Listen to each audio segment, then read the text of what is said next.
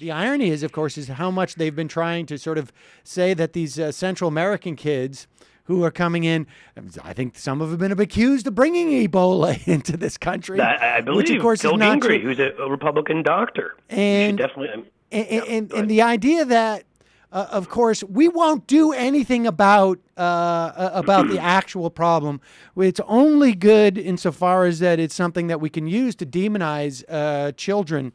And there's been attempts by the president to go down to Central America and talk with leaders in that country to sort of deal with the issues that are driving children to go on these 1,000-mile-plus journeys and hand themselves into immigration officials at the border so that they can get refugee status. And yet, it now appears that we're not going to have any new funding to deal with this humanitarian crisis at the border, forcing the president to tell executive agencies, because these costs don't go away, right? I mean, these kids are real. We have statutory obligation to care for these children as they go through a due process, and which is still, I think, shabby at best. A law that was, again, re-signed and passed under George W. Bush. Indeed. And supported by Republicans at that time, who hadn't yet said, wait a minute, a black president's in favor of it, who's a Democrat, we'd better be opposed to it.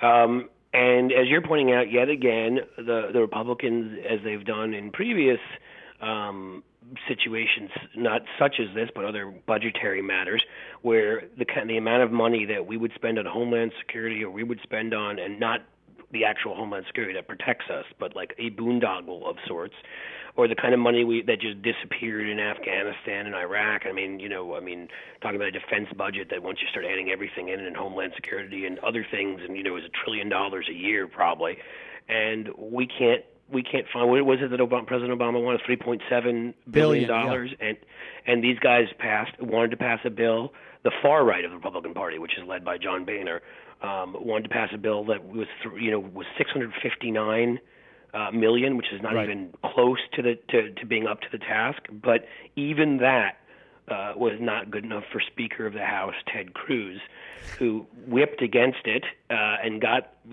people to oppose. So Boehner had to pull it, and I think the best description I've seen of Boehner and what he's had to do is by Charlie Pierce in Esquire.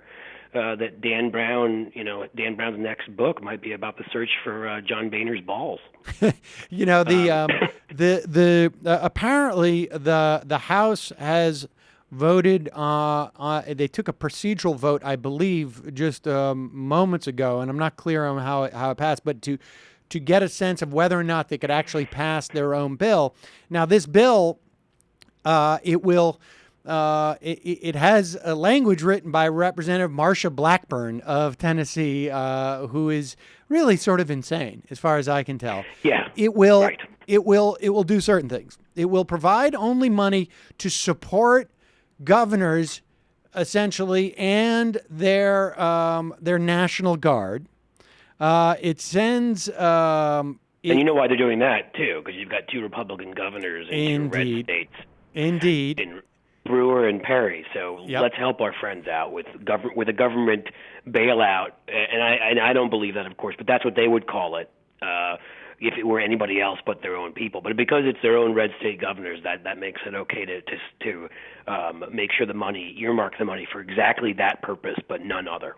It will force it will attempt to force a reversal on the DACA, basically the Executive Action Dreamers, where the president basically told an executive agency, ICE, that to prioritize or to deprioritize people who grew up in this country and came here by no choice of their own. Basically no connection to their home country, right. Other than somebody, it'd be like, trying to go back to the Ukraine 30 or 40 years ago, right after I was born, because my grandfather was born there.